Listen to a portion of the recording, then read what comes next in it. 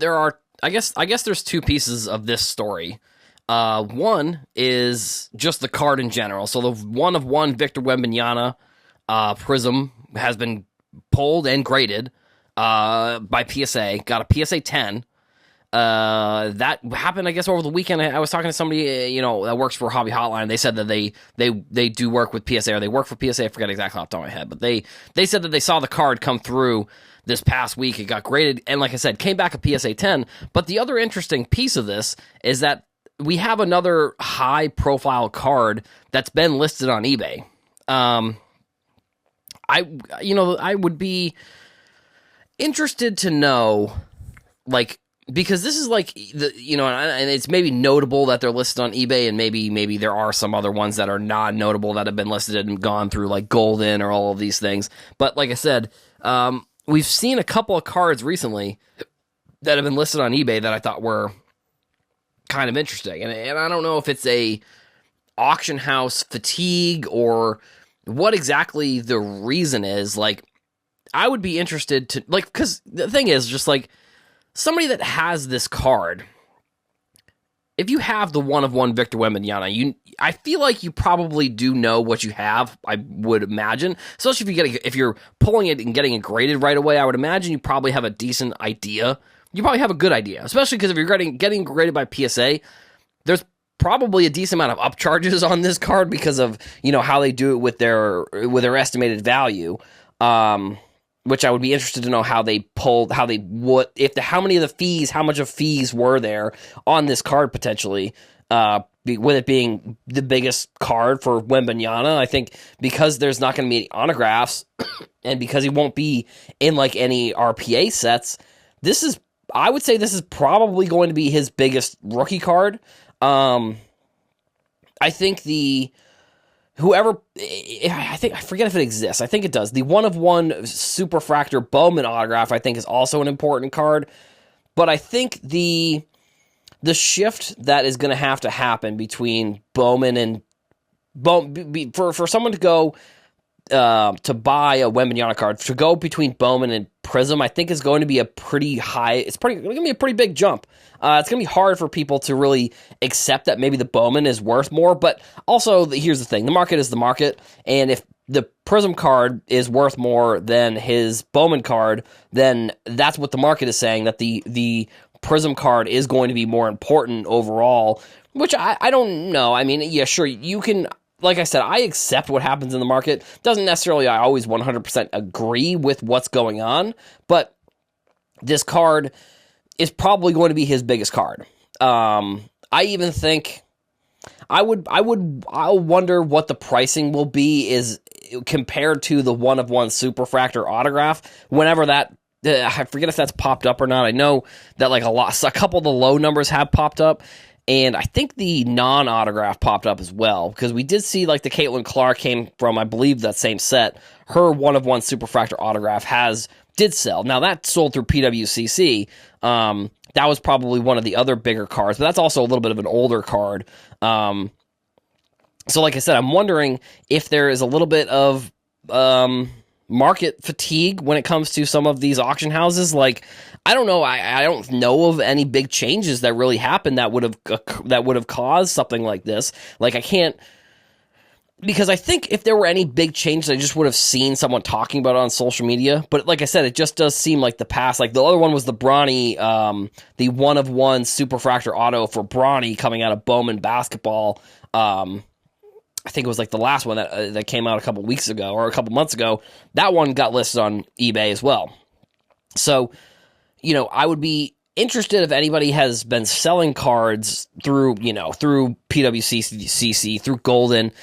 Again, this is also the type of card that, like a few years ago, I did a post on Instagram about the one of one Superfractor Pete Alonso that was listed for like way above what people thought that it should actually sell for.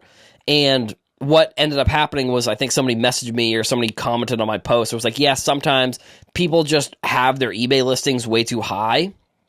So that way they can just, it can be like they can show people that they have the card. It's not necessarily true that they're looking to sell it.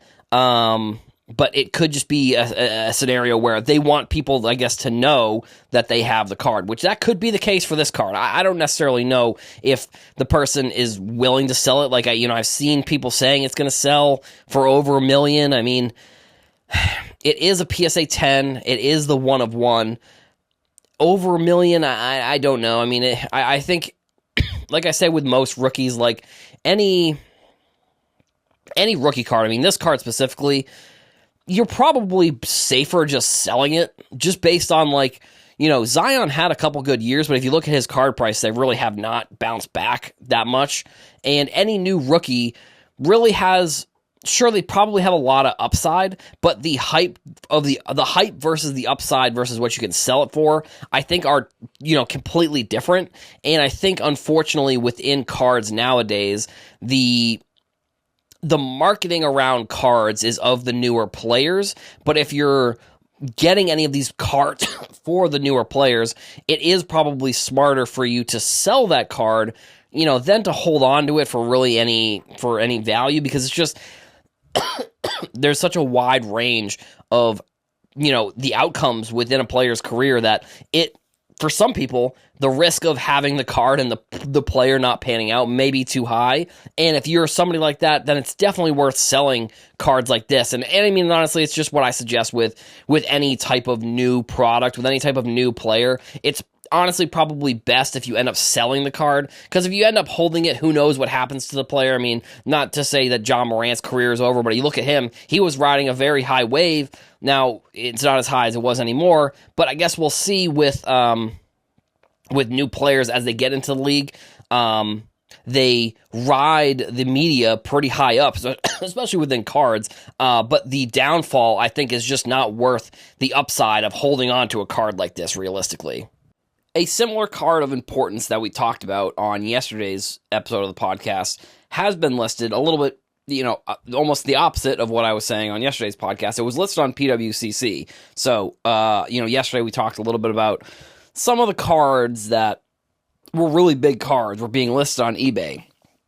And that was before either they were, this card, the Wembanyama 1-of-1 card, which is what yesterday's podcast was about. That one was graded and listed on eBay. This card that's on PWCC it's part of, it must be like their March premiere. I mean, there's so many different names. I know that Golden has like a couple different names for a bunch of different auctions, like Elite Auctions and like the whatever their names are. Like, I know the Elite is like one of the ones that either PWCC or Golden uses, I think. But either way, this card has been listed, and it's only been listed for a couple days, and it's already up in the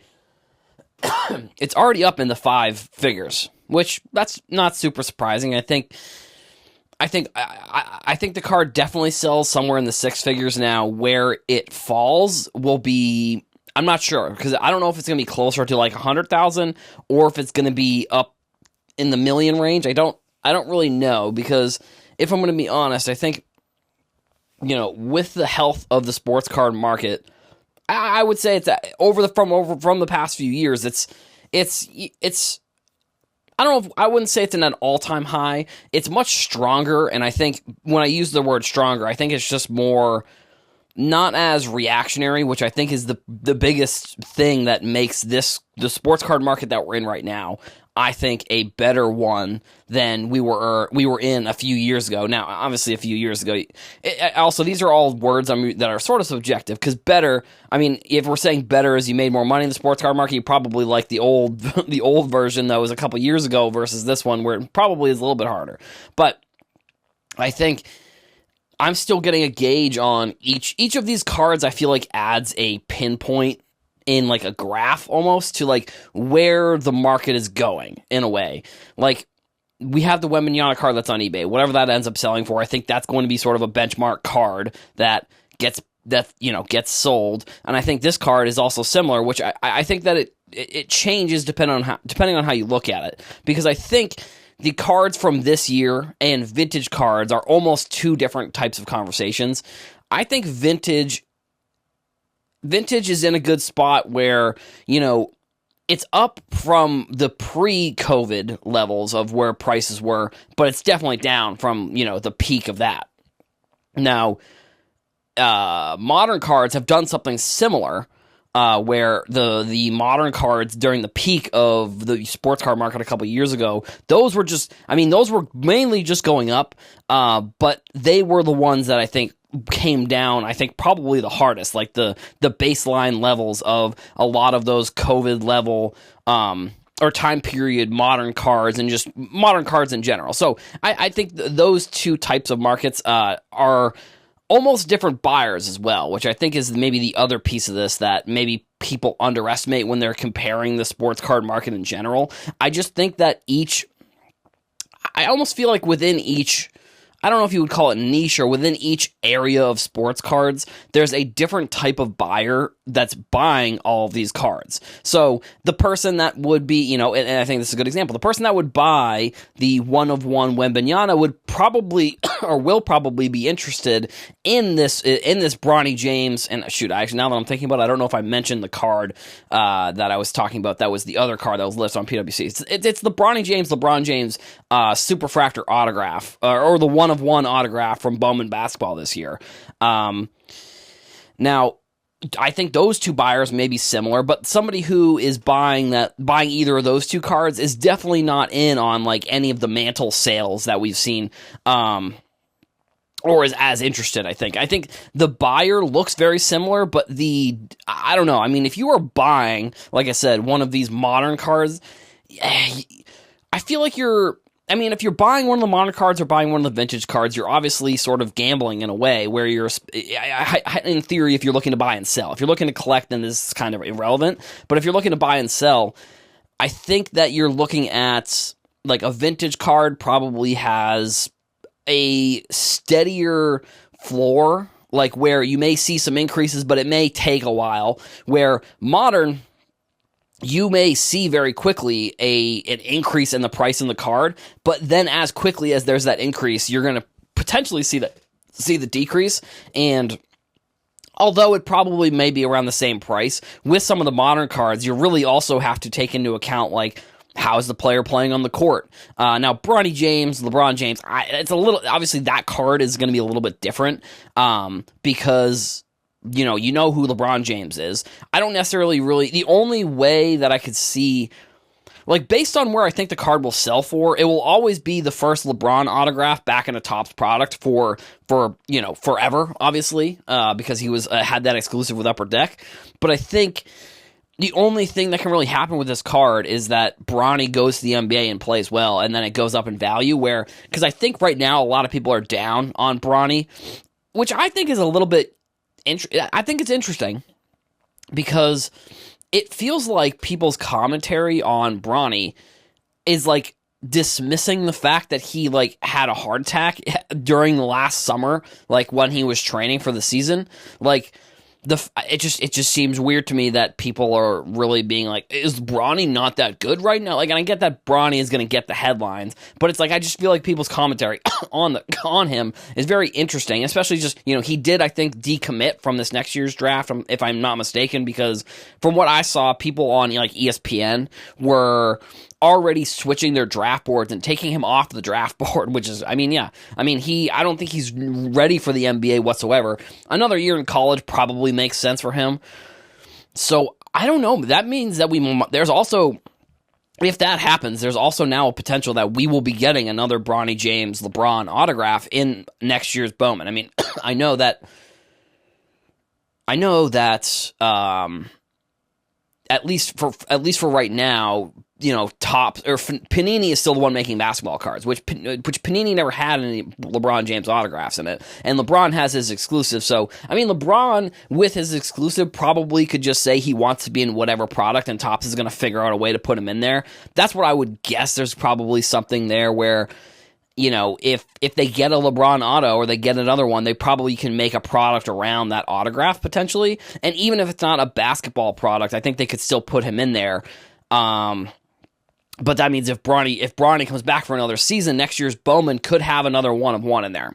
That's all I'm saying for that. And I think that's definitely exciting, because I think, you do like to see You like to see players who are maybe invested in cards a little bit. But also at the same time, you like to see the fact that you're going to be getting a card that feels more organic and doesn't feel like the example that I just used. It's not like they created the product so that way they could put the card in there. The product is already there and it's good, which is Bowman basketball, I think. So, if he comes back, there probably will be another LeBron James, Bronny James autograph within that product. But for right now, that one-of-one card that came out of this year's Bowman is listed on PWCC. Now, where it falls, I think, in the 100,000 to $1 million range, I'm not honestly 100% sure. But like I said, I think the price of it will be I don't know the expression that I use, will be a dot on the chart of kind of where I think this where I think the sports card market its health is, and where I still kind of could see it going in the future.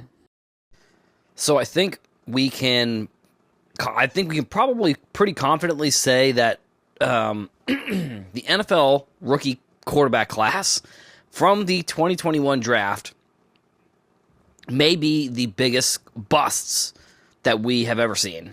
Now, if you go back to 2021, see, and this is where, I talk about on the shows where I wonder what the effects of no autographs in this year's Panini products is going to be.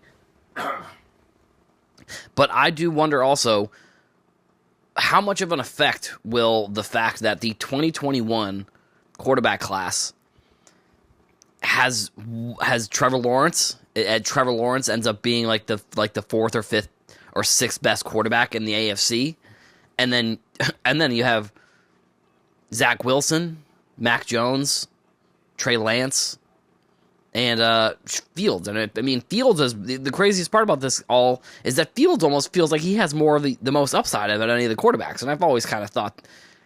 I don't know what the Bears were doing, really. I don't know, whatever. But if you were to go back in time, and this is where I think at this point, I think people have caught on to this. I hope.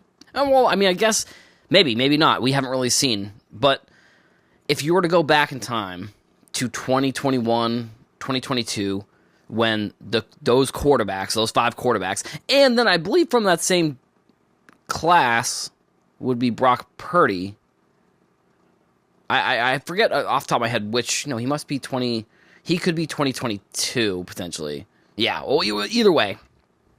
But if you were to go back to that time period within sports cards, that was one of the hottest draft classes we had ever seen coming into cards that year. Trevor Lawrence finally, and I mean you have all of those five quarterbacks were drafted in the top 15, and people were buying them left and right. I mean, it's not to, and it's not even to bring up that one Mac Jones card that sold for I don't know what it was, $3K or something. That PSA 10 Donruss. It's probably going to be one of the most iconic sports card sales of all time, just because of how laughably bad somebody got on that sale. Basically, it's crazy. If $3,000 really changed hands in the course of that card being sold, somebody got bad. Somebody got. Especially now, you could buy those cards. I think people are saying now you can buy them for $5. It's insane.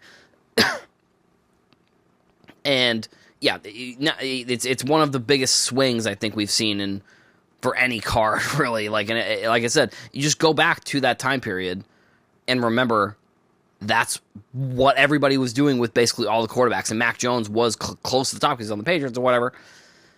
But it's, the other crazy part is that, people, I've seen some videos on TikTok, which, granted, take it what you will, that, Bedard Young Guns are $1,000. And I'm looking at this, I'm like, I must be incorrect about this. This can't be correct.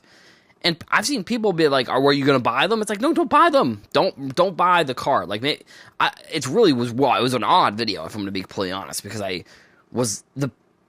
seen a couple people being like, "Can you believe these cards are selling for $1,000?" It's like, we've done this a billion times, and maybe this is, I don't know, maybe this is one of the first times it's happened within hockey cards, where the card just starts out the player is so screeching hot and the card comes out, and it's just like, everybody is losing their mind because, like, no, the card's not worth $1,000. Like, it's so insane, a base card like that. Because all you have to do is look at the base cards of all the other good players in the league, and it's like, it's such an easy comparison sometimes that I almost feel like I don't understand how people aren't able to put 2 and 2 together there, which, granted, like I said, sometimes people just want the card, so that, is it price gouging by people putting the cards up for that much and just people buying them, and then that's what the market is? And I would say the $1,000 the thousands of dollars that have been spent on Bedard cards are probably going to be looked at very similarly to the Mac Jones card that I just talked about. Not because I think Connor Bedard is going to turn into the Mac Jones of the NFL, but just because it's going to be like an iconic card that you're going to look back and be like, how did that card sell for that much? And it is, I don't have to tell everybody that listens to this podcast. I think everybody that listens knows that I preach this and that it's just a fact. When a product first comes out, the most expensive cards usually that are selling from that set sell right at the beginning, the base cards at least.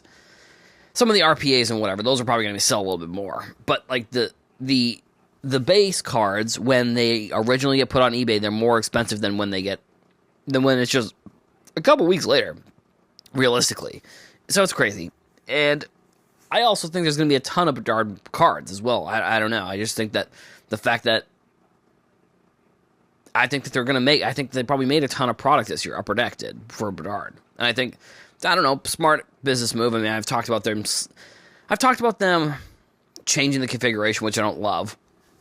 But, so, and then all of this is basically just being brought up because Mac Jones got traded to the Jaguars and now is the backup to Trevor Lawrence.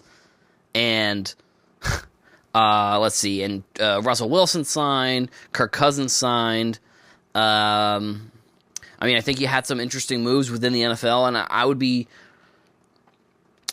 with cards right now, this is when I think the buildup is gonna start sort of coming a little bit more for football and like the excitement, because like I've seen over the past few years, this cycle within football is like the lead up during the off season gets really high, and then once the season starts, things to go down a little bit. So if you're kind of looking for cards and looking for football, it might be an opportunity. I don't know. It's a trend that has happened. I'm not 100% sure why it happens, because it feels like it's much, I don't know, it feels like maybe it's much different than other sports, but at the same time, the card market nowadays can be so unpredictable, and every player and every sport can be kind of going in a different direction. And so that's one reason why, maybe that theory of why these cards are doing that makes sense.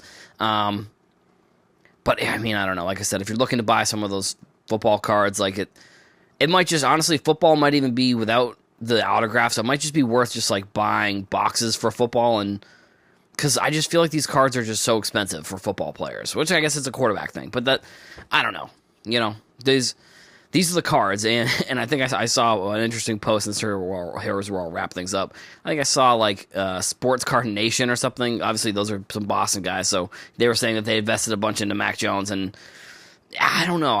Mac Jones just kind of stinks, and I don't know how long. Maybe he doesn't stink this year, and his car he gets in or something. I don't know exactly what's gonna happen. He's a backup now.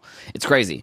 So as we go farther and farther into free agency too, quarterbacks like Kirk Cousins, and other Kirk Cousins, and then who was the other quarterback that signed? It was Kirk Cousins. Oh, Russell Wilson. They're going to probably get like a weapon or two, so things might heat up for some of those players. So just, be on the lookout.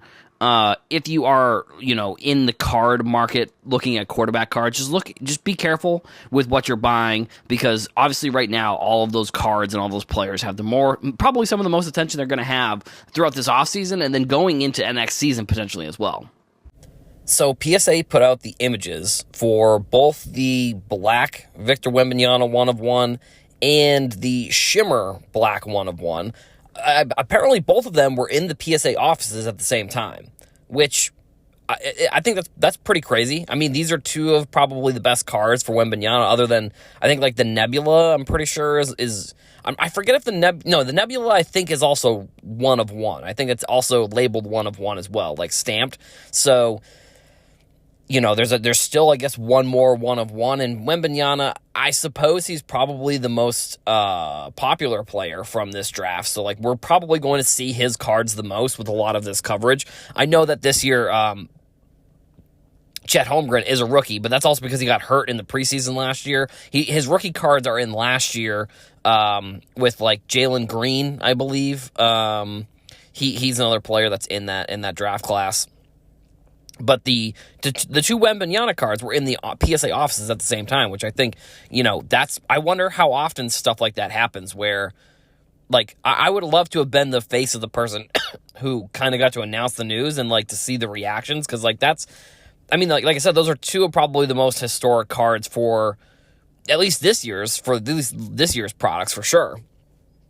They're going to be most expensive, probably, like, whenever they sell. I think the other interesting thing was with one of the tweets, actually, PSA, let me just find it again really quickly. It was somebody from PSA. Now, I know it's obvious, it's probably going to be Ryan Hodge, who's probably like this president of PSA. Yeah, I'm glad that I went and found it. Didn't guess, because he's the president. He's the president of PSA. He came out on Twitter because he had the pictures of the two cards. So the one card, obviously the one of one that we've already seen, that graded PSA 10. The Black Shimmer apparently graded a PSA 9. Still fine. I don't think it really helps or hurts the card. I mean, that's sort of my opinion. It's hard to really gauge whether the one of one helps, or grading a one of one helps or hurts the ultimate price of it.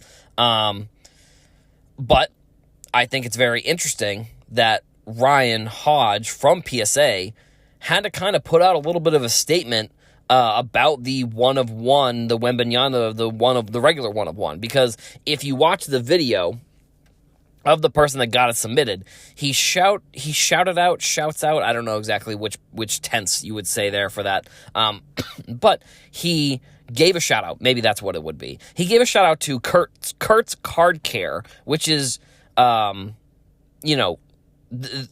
Card Care. They're going to help you with, like, cleaning up some of the card, which I think that, I think this is a very contentious topic, if I'm going to be completely honest, within the hobby. You could probably ask 10 different people what they think of, because I think there's a line, and this is, again, this is my opinion. Some people would have maybe a more extreme opinion than me. My opinion is, like, if you're wiping down the cards, that's fine.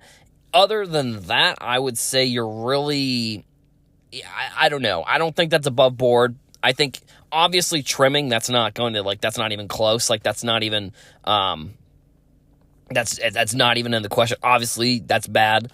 If you're using, like, I know I've seen some people try to get out, scratches with, like, they use different things to get rid of scratches. I don't know. I think that's also borderline where, no, I would probably say that's you shouldn't do that either. So, when it comes to cleaning the cards, like, I think that's I feel like fine. I mean, I know that some people are grading, they want it to be like, it comes out of the pack, it gets graded, and that's all you can do, that you can't wipe it, you can't clean it. Now, the PSA 10 has definitely, there's two reasons why I think we're seeing also way more PSA 10s, and I don't even think this isn't really controversial out of the blue. The cards are just made better. The card quality is just better, and I think that people have gotten better at submitting cards, if I'm going to be honest. Like, whether that's cleaning the cards, or whether that's, like, putting it in a certain type of case. Like, if you put it in a, like, this is how at least from my opinion, this is how I've seen people do it, is they put the card in a penny sleeve, but then they put it in I forget what they're called. They're the grading sleeves. I don't know exactly if they have another name for them, or if they're just called grading sleeves. But they're like the thicker, bigger cases for the cards. Not like the thick plastic. It's like thin plastic. It's almost like a penny sleeve, but like a little bit thicker and larger. I'm sure anybody that's listening to me is probably screaming through their phones right now because they know what the name of it is, and I don't know what the name of it is off the top of my head. But then what I've done sometimes is I'll put like a little Post-it note, like half of one on the penny sleeve, so that way it's easy to pull out. Again, these are things that I would say probably help some cards, I guess. I mean, if you have a grader sticking their hands inside the case to pull the card out, like that's just another extra set of hands that's touching the card before it actually gets graded. So, the president of PSA, like he said, had to put out a statement where he said, basically the end, it said, PSA does not approve of any chemicals or foreign substances being added to the surface of cards to increase the condition or appearance. If we detect that this has happened to any card, it will be considered altered. So, I mean, yeah, and I think the other piece of it is that they put, I guess I don't know. I'm like I said, I've done grading, but I don't know it to this level. Like I'm guessing they're saying like if you put some sort of substance on there to make it look a little bit more clean, or a little more shiny, then that's can be considered altered. Which I think so. I don't know necessarily. They're saying foreign substance, like. I guess that's up for interpretation. They didn't say what the foreign substance could be, I suppose. But the fact that PSA put out a statement, the president put out a statement, I think is actually really good for sports cards, because if we've seen any other, Topps, I think, has put out their fair share of statements as well. Panini obviously doesn't put out any type of statement whenever anything pops up.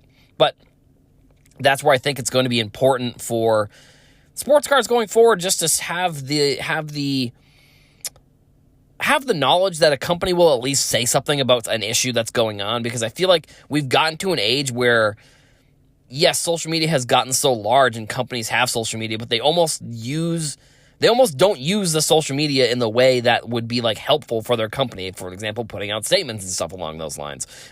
So the fact PSA was able to do that, that's really good. Like I said, it's crazy that it's coming off of the fact that these two Wembanyama cards were both in the PSA offices at the same time, which means it's out of packs, which, I know people have argued again back and forth whether these cards being out of packs so early hurts or helps the product. I mean, it can't help it realistically if you're looking at pricing, or in terms of pricing being high. Like if you're saying the price might come down, but I mean, potentially, I would say, you might see the Spurs potentially be a little bit less expensive, especially because there's, like I said, there's no autographs. So it's like, these are the types of cards that you need to be pulling out of these products for your experience to be worth what you paid for it. So now that these cards are out of the packs, I guess we'll see what happens to some of the Spurs spots, and if we do see a dramatic shift in the pricing of Prism overall.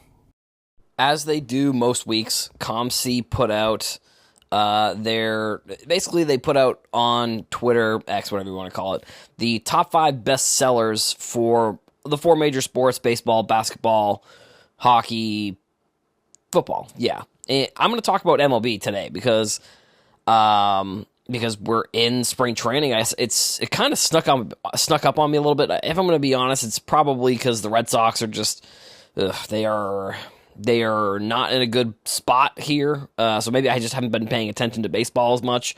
But that means opening day is like right around the corner as well. Like I have caught like a couple of spring training games, like if they're on like in the middle of the day randomly and I'm watching TV, I'll sometimes be able to catch them, but it's not like, it feels like in years past it was like appointment television. I'm sorry, I'm delving into my Red Sox fandom here. But so since it's we're in the middle of spring training.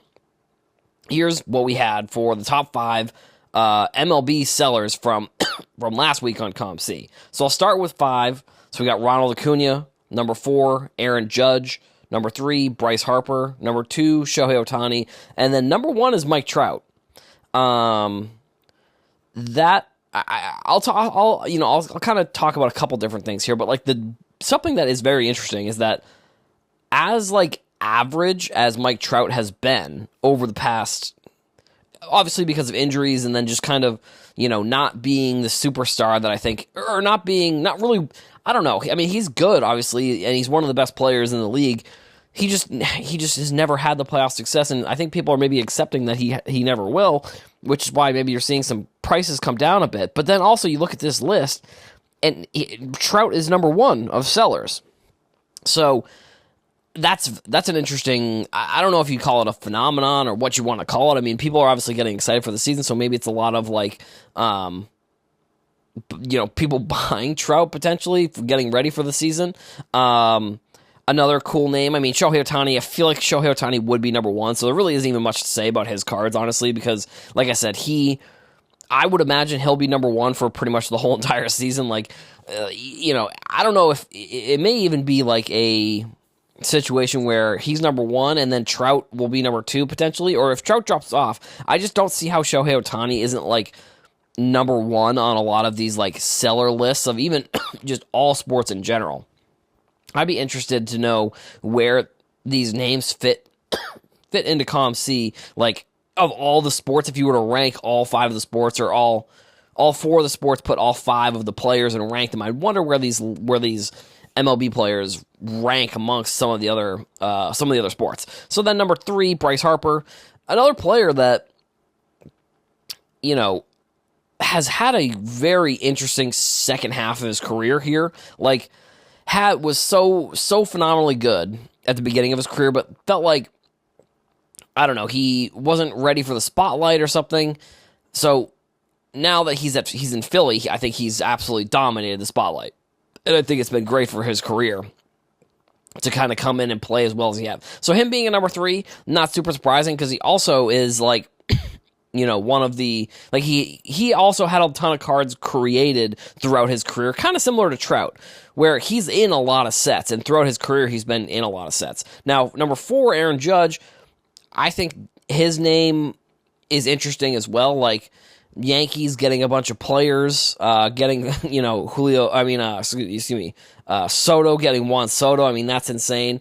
We'll see what happens after the season, but I guess a lot of people kind of getting excited. It's also good to see. See, I'm thinking I like the couple things I like about this list is that, like, the players that it feels like a vocal majority of the hobby don't mess with, like, they feel like Trout, and then, I mean, Aaron Judge is another one that I felt like when he was in his rookie year and the next couple of years, and it felt like people just kept being like, no, he's not like a superstar. Now, I mean, he obviously is a superstar, but within the hobby, it felt like his cards were never like viewed as like a Trout. And I mean, now he's three spots behind Trout. And then at number 5, you have Ronald Acuna Jr. So many cards. And again, he's in the beginning part of his career still. He's probably 2018, so he's 5 years in, but he still has like another 10 to 15 years of being really like one of the hot players that you want to get out of some of these insert sets for veteran players. So, I mean, Acuna is a player who's just going to keep accumulating cards. So, again, I think that also has a big effect on like how many cards can just sell in general for a player. Like, for Acuna, like, I think him and Ohtani probably have the most cards created on that list. I mean, maybe most cards created in the span of where they are in their career, because Trout is probably up there, Harper is probably up there. I mean, Aaron Judge is only a year behind those two players, so I do think that I think having a lot of cards and inserts affects where you're going to sit on that list. And the years that, the years that some of the players are on there are like peak years within cards, and then they kept going up. Now, you're obviously going to compare those two a little bit differently, like the Trout and the Bryce Harpers. They're on the second half of their careers, where Ohtani, Acuna, I guess you could put Judge in that conversation a little bit earlier on in their career, but still players who are included in a lot of these insert sets.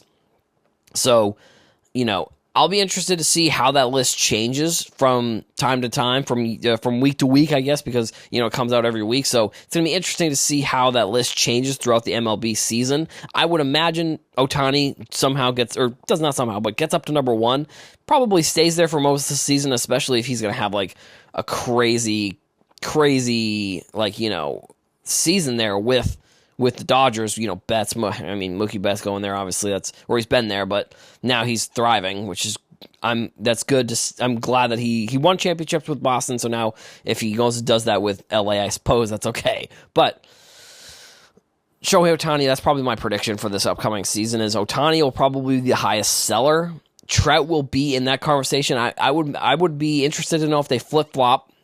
But I think eventually Shohei Ohtani is going to be number one. And in a few years, I think once he gets some more cards, it's going to be really hard for any other player to top how many cards sell of him, especially if he still plays at the level that he is right now.